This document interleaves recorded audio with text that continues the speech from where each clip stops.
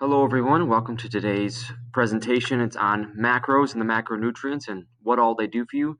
Today's presentation is brought to you by Iron Habits Online Strength Training. If you need some online strength coaching, I'd be happy to help you out with that. Just shoot me an email or go to the website ironhabits.com. You guys know how to find me at this point. But today, our topic, our main topics, overview of the different macronutrients, what to eat, what to avoid, and just in general, coaching and how it can help you. So, as a disclaimer, always check with your doctor before starting any sort of exercise or nutrition program. It's just a good kind of practice to have. But today, our definitions, some things you got to understand. Calories. Overall, those are the body's unit of energy. When I talk about maintenance calories, I mean the calories that maintain your body weight. If we're talking about surplus of calories, that means to gain weight. A deficit is the calories needed to decrease your body weight. And roughly in a week, 3,500 calories is the surplus or deficit you need to gain or lose a pound of body weight. Okay. Now, the actual macronutrients themselves. Protein, we've talked about already. Protein is the building blocks in the body. All right, they're needed to build muscle, joints, bones, and so on. And some examples are like chicken, beef, ham, whey protein powder. All those things are really, really important. Each gram of protein has 4 calories in it. Carbs are actually very, very necessary for you if you're going to be training. Okay, they are the quickest source of energy for the body. They often provide many vitamins and minerals. Some of those examples include fruits, veggies, pastas, breads, and any sugary sort of treats. 4 calories per gram of carbs. 4 calories per every gram of carbs. Fats are a much more powerful energy source, but they take a little bit longer to digest for the body than carbs do. So the body prefers carbs over fats for that reason. But fats have 9 calories per gram, and you need to get your fats in because they are the things that drive the production of your hormones. And I'm going to go over minimums when we get to that slide, but some examples are butter, avocado, 100% cacao, and various nuts like almonds and peanuts and stuff. Overall energy balance, when I talk about energy balance, I mean your calories in versus your calories out. When I say recovery, which I'm just going to brush over today, I'm talking about when your body has had the proper time and nutrition to adapt and overcome some of the training stimuli you've given to it. So, what to actually eat. When it comes to protein, we've talked about this week or last week already, but protein is particularly important. When you are deciding what to eat, you need to start with 1 gram per pound of your current body weight goal. All right, let the other macros fall into line after protein. You need to prioritize protein because, as we talked about, it spares muscle tissue. It's really, really important as you age to spare muscle tissue to keep your metabolism high. Plus, if you're trying to make gains in terms of your muscle mass and get stronger, you need to be eating the protein to replenish those muscles after the damage from working out. And I'll talk about that more in just a second. But protein's also really satiating, It keeps you full because it takes a different route for the body to digest than, or not necessarily a different route. I shouldn't say different route. It takes a different process for the body to digest it than it does carbs and fats. It just takes longer, and it's not a great energy source for the body. Therefore, it's not stored as fat as easily, so that's why you also need to be eating it. It takes more energy for the body to break it down. Overall, eating a higher protein diet will yield you great results in terms of keeping you full, helping you build muscle and not fat. Next up, fats. Fats are necessary for your health. They get demonized a lot because they have so many more calories per gram, but you need them. You need them for your health. They're also pretty satiating because they take longer to break down than carbs.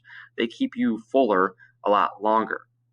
But the problem with fats is they are easy to overdo. So some of my suggestions are to get it with protein. Things like bacon and beef are great ways to get your fats in. Avocados also provide a lot of other nutrients, and so do nuts. Although nuts, as I'm going to talk about in just a minute, are really easy to overeat as well. Carbs.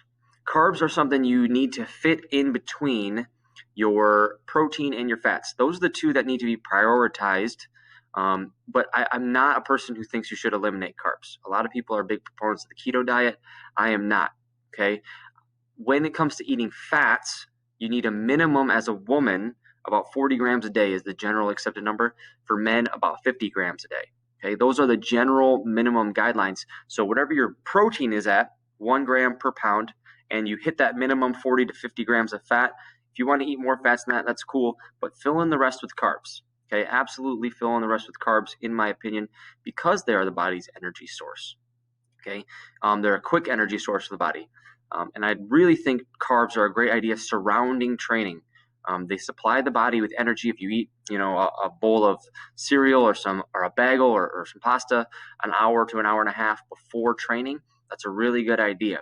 Okay. In my experience, though, just as you're eating carbs throughout the day, not just around your training, whole grains typically the way to go if you're going to do like the grainy stuff. I would also highly, highly recommend getting a lot of green leafy vegetables for your carbs because they're high in fiber, which helps your gut digest things, and they're very filling. Same with fruit, also very high in fiber, very filling, and fruits and vegetables really carry with them a whole host of vitamins and minerals. So very, very important that you make good choices with your carbs, not eating sweets. And this is what I was alluding to a little while ago when I was talking about protein after a workout and carbs after a workout. Post-workout nutrition, okay, is extremely important. Carbs will fuel you before the workout.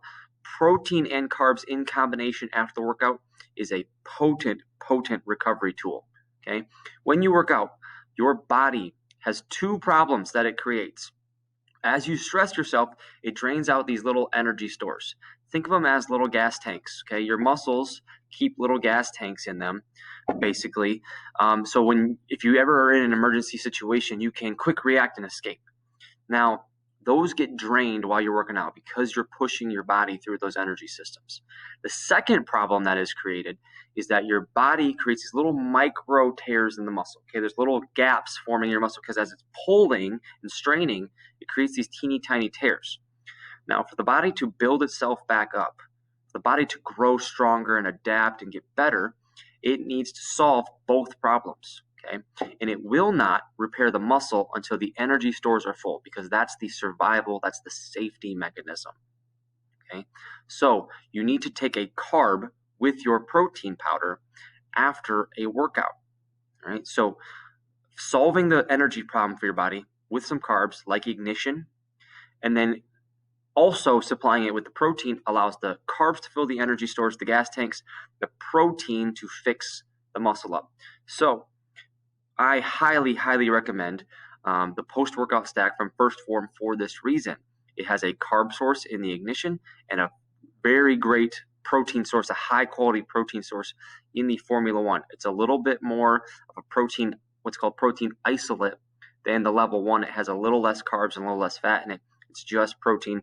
Is the most effective post-workout combination on the market. I absolutely love it. I never, ever have a workout where I don't take those two products together afterward. Love them. Love them, love them. Anyways, what things should you kind of cut out? Keeping in mind that protein and carbs have 4 calories per gram and fats have 9, I typically advise people to lean towards lower fat foods, okay, because you can eat more food then without the big calorie hit. But remember, you do need minimums, okay? 40 grams of fat per day for women, 50 grams for men, okay? And keep in mind, this is important because most vitamins and minerals are fat soluble, meaning they need fat to be properly digested, so you cannot skip out on them.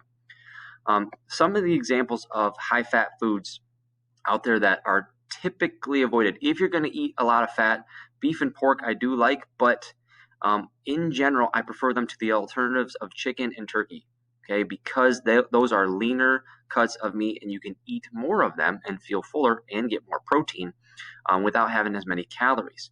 But things to avoid, chips, honestly, usually have a lot of fats in them, especially like tortilla chips. They have a surprising amount of fats and carbs. Cheeses, mayonnaise, butter, peanut butter, and nuts. Okay, I advise eating nuts earlier just because they do have a lot of other health benefits to them. But it's really easy to overeat them. So if you're going to eat nuts, portion them out. And peanut butter, oh man, I love peanut butter, but the problem is one little scoop of it has like 300 calories. Okay, you'd be shocked if you really weigh it out on a food scale how much or how little peanut butter is one actual serving of peanut butter, and the same goes for butter.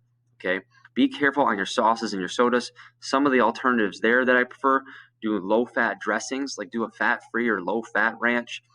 Prefer a low-fat cheese.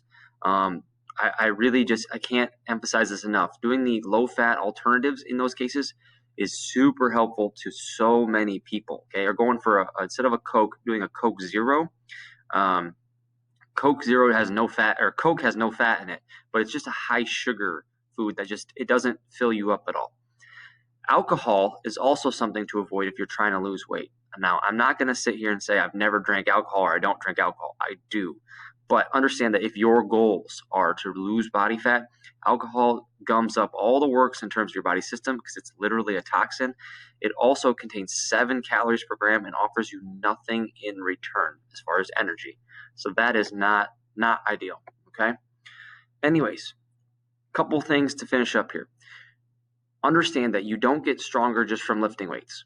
You get stronger from recovering from lifting weights. You get stronger from recovering from the training. So you need to train hard. You need to eat your protein, and specifically after the workout, you need carbs and protein. But you do need to fill out your macros. If your coach prescribes you certain macros, you do need to do that. If you're setting them yourself, try to follow, whatever app you're using. I've obviously recommended to you guys the My Transphormation app because I think it does the best job. But some other things that we're going to get to in a few weeks is learning how to limit your stress and how to get quality sleep.